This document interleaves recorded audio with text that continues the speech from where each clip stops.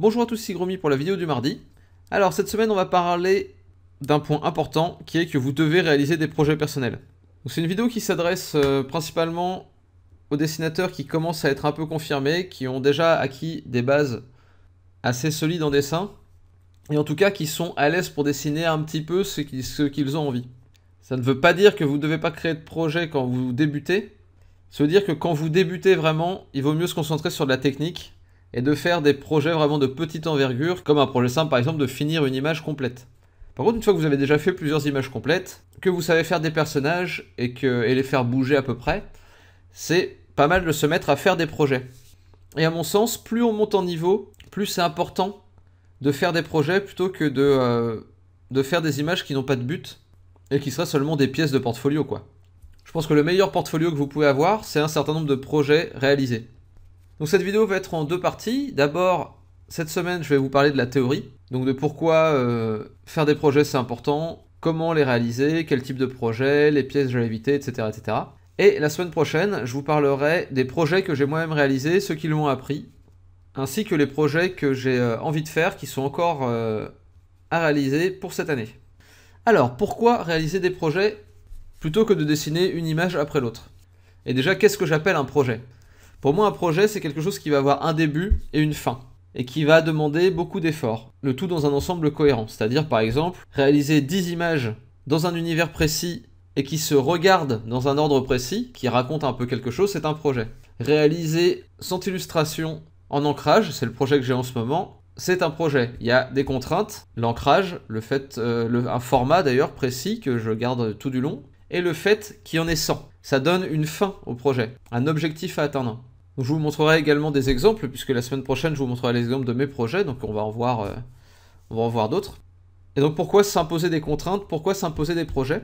Eh bien pour plusieurs choses, pour progresser, déjà en dessin, ça c'est le premier point, c'est le point certainement le plus important.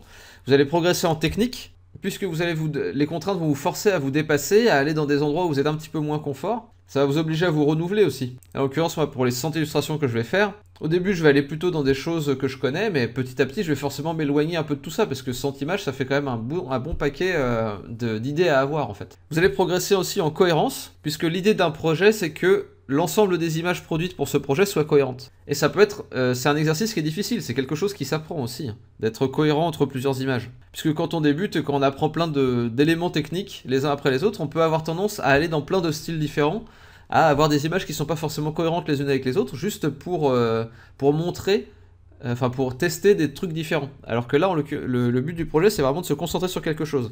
Ça va être important aussi après pour vous faire repérer, entre guillemets, pour avoir une sorte de style qui va se dégager. Et dernière chose, ça va vous faire progresser aussi sur votre persistance. Puisque pour arriver jusqu'au bout du projet, il va falloir que vous restiez motivé sur une certaine période. Et donc pour ça, il va falloir vous accrocher, il va falloir apprendre la patience et la concentration sur un type de projet particulier.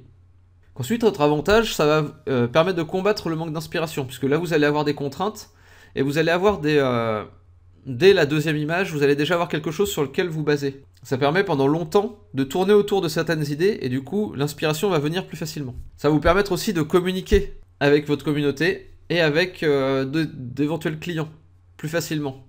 Parce qu'un projet, c'est quelque chose dont vous allez pouvoir parler autour de vous, et dont vous allez pouvoir montrer des images de la progression. Et c'est aussi quelque chose qui est beaucoup plus impressionnant que 10 images faites et qui sont indépendantes les unes des autres. Ça retire beaucoup plus l'attention de voir quelqu'un qui construit quelque chose, petit bout par petit bout, et qui dit je vais réaliser ça et qui le fait. Ça, c'est impressionnant. Donc en termes de communication, ça a tous les avantages. Un autre avantage encore, c'est que ça vous donne des sortes de grandes milestones dans votre progression. Ça fait que vous avez quelque chose de repérable sur votre progression. Vous pouvez savoir que le troisième projet que vous avez fait est plus réussi que le premier. Ce qui est beaucoup plus difficile à voir quand on fait des images qui n'ont pas de but. Ça vous donne à vous-même une structure en fait. Vous savez repérer après quel était votre niveau à une période donnée. Et vous pouvez voir que vous avez progressé par rapport à cette période-là. Beaucoup plus facilement que si vos images sont disparates. Puisque de temps en temps, il peut y avoir une image qui va être bien meilleure que les autres, par hasard, quoi, parce que ce jour-là on était particulièrement en forme, parce que le sujet a tapé pile poil dans quelque chose qu'on connaissait, etc. etc. Il y a plein de raisons pour lesquelles des fois une image va sortir du lot. Mais sur tout un projet, on voit plus une sorte de niveau moyen que vous aviez à une époque. Donc encore un autre point important, c'est que ça permet de mieux se connaître. Vu que vous allez devoir être concentré pendant un certain temps, vu que vous allez devoir développer des idées autour d'un même thème, vous allez commencer à voir un petit peu qu'est-ce qui vous plaît plus que d'autres, enfin quels sont les thèmes qui vous plaisent plus que d'autres, dans quelle direction vous devriez plutôt aller. Quelle est l'étape du travail, du dessin qui vous paraît la plus simple, la plus compliquée, la plus laborieuse. À partir du moment où il y a quelque chose qui va devoir être finalisé, vous allez vous rendre compte qu'il y a plein de petites difficultés supplémentaires qui vont apparaître. Et ça permet vraiment de mieux connaître tout le processus de création et de mieux vous connaître vous-même sur comment vous réagissez à tout ce processus. C'est aussi une répétition pour le boulot professionnel. Puisque ce qu'on va vous demander en tant que pro, c'est de bosser assez souvent, de bosser plusieurs fois sur un même projet. Et de garder une cohérence. Et de vous adapter peut-être à une direction artistique qui était là avant vous. Donc voilà, toutes ces choses-là, c'est des choses qui peuvent se développer pendant vos projets. Et dernier point, mais pas des moindres, ça vous apprend à finir les choses. À tenir jusqu'au bout pour finir quelque chose. Et finir quelque chose, c'est compliqué. Parce que souvent, on se rend pas compte, mais entre le moment où on a l'idée de quelque chose et le moment où on arrive à la toute fin de quelque chose, eh ben, y a eu beaucoup d'embûches. Et souvent, les 10 derniers pourcents, pour finir la chose, prennent un temps monstrueux. Ça apprend aussi à lâcher, du coup, les choses au bout d'un moment, quoi. L'important pour votre projet, à la fin, c'est qu'il y ait quelque chose de fini. Pas quelque chose de parfait. Il faut savoir lâcher une image pour pouvoir passer à la suivante. Il faut savoir lâcher un projet pour pouvoir passer au suivant. Donc quel type de projet vous pouvez faire? Ça c'est la deuxième grande question. Et bien après ça dépend de quelle expérience vous avez. Pour la première fois que vous faites un projet, essayez de faire court. Faites quelque chose qui va être limité dans le temps et qui ne va pas vous demander des mois et des mois de travail, puisque c'est quelque chose qui est très difficile à soutenir dans la durée si vous n'avez pas l'habitude. Un exemple tout simple de projet que vous pouvez réaliser, c'est les IM Challenge. Sur le forum d'illustration motivation, on propose des défis de dessin tous les mois qui s'appellent les IM Challenge et ça vous donne un mini projet à réaliser. Ça dure un mois, il y a quelque chose qui est demandé et vous avez une certaine somme de choses à réaliser. Essayez d'en faire un de bout en bout et vous allez déjà apprendre pas mal de choses. Autre type de projet que vous pouvez faire pour un premier projet, ce serait une série de 10 quelque chose, de 10 n'importe quoi. Ça peut être 10 designs de robots, ou 10 illustrations autour de l'enfance, ou 10 ambiances pour un même décor. Enfin, vous voyez, ce genre de trucs. C'est des choses qui peuvent aller quand même relativement vite, mais qui demandent quand même un certain effort à être réalisé. Et qui demandent quand même de se dépasser un peu, de creuser un petit peu plus loin que ce qu'on a l'habitude de faire. Et après, plus vous allez faire de projets les uns à la suite des autres, plus vous allez voir grand. Les points les plus importants dans ces projets, c'est de fixer un cadre clair, surtout sur la quantité de ce que vous allez produire et le temps que vous donnez pour le réaliser. Ces deux points-là sont vraiment primordiaux. Et après, donnez-vous des contraintes supplémentaires. Moi, en l'occurrence, là, le projet actuel, mes contraintes, c'est un format précis, donc ça doit rentrer dans un équivalent d'un A4. C'est de l'ancrage, et ça, c'est les deux principales contraintes.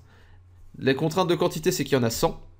La contrainte de temps alloué, c'est que ça doit être avant la fin de 2017. Et après, je me suis rajouté une contrainte en cours de route, qui est que je vais faire des séries de 10 images avec une technique particulière d'ancrage. Donc là, pour mes 10 premiers, je fais un modelé en hachure. Pour le deuxième, je ferai juste une ligne claire et des aplats. Et puis après, je trouverai d'autres techniques. Voilà. Donc tous ces projets doivent demander de l'effort. Ça ne doit pas être quelque chose de facile à réaliser pour vous, mais il faut que ça soit réalisable. Donc c'est vous qui vous connaissez mieux que personne. Vous devez savoir ce que vous êtes capable de faire. L'idée, c'est de prendre quelque chose que vous avez déjà fait et puis de rajouter genre 10% de plus. Donc voilà, pour moi, il y a énormément d'avantages à faire des projets. Par contre, il faut peut-être faire attention à certains risques et pièges qui peuvent nous handicaper pendant la réalisation de ces projets. Le premier piège pour moi, c'est de faire passer le temps avant la qualité. Genre de produire pour produire. C'est quelque chose qui peut être fait pour un projet qui serait vraiment basé sur la quantité brute, où on doit produire, genre, je sais pas, remplir un carnet de croquis en un mois, c'est un projet par exemple, ou en une semaine. Dans ce cas-là, effectivement, la qualité va passer un petit peu au second plan. L'idée, c'est d'essayer d'apprendre à dessiner vite, quoi, et de balancer des idées rapidement. Mais globalement, la plupart du temps, les projets, pour qu'ils aient vraiment un effet sur votre progression, il faut que vous appliquiez à les produire. Il faut que vous ayez un investissement complet dedans. Ça veut pas dire que ça doit être parfait. Comme je disais tout à l'heure, l'important c'est que ça soit fini, pas forcément que ce soit parfait. Mais ne prenez pas l'excuse du temps pour trop bâcler. Et vous donnez pas un temps trop limité pour le faire. Ce qui amène au deuxième risque, et piège à éviter, c'est de voir trop grand. Vraiment, pour votre premier projet, faites simple, faites petit, et montez après en puissance, petit à petit. L'important de votre projet, c'est que vous puissiez le réussir. Une réussite dans un projet, ça donne une force d'entraînement assez énorme. Un échec, ça peut vous démotiver.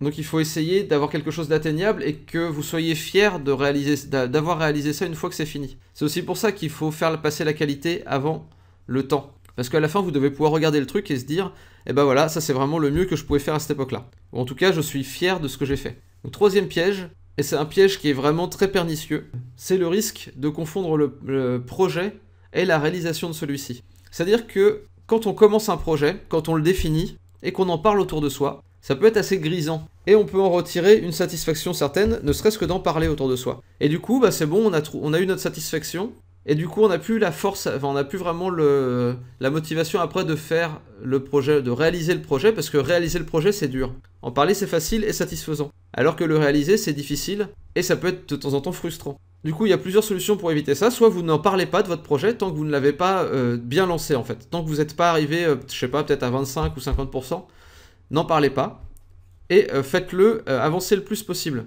À partir du moment où vous avez déjà bien avancé sur le truc, vous pouvez en parler et vous allez voir que la réalisation va vous apporter aussi une satisfaction.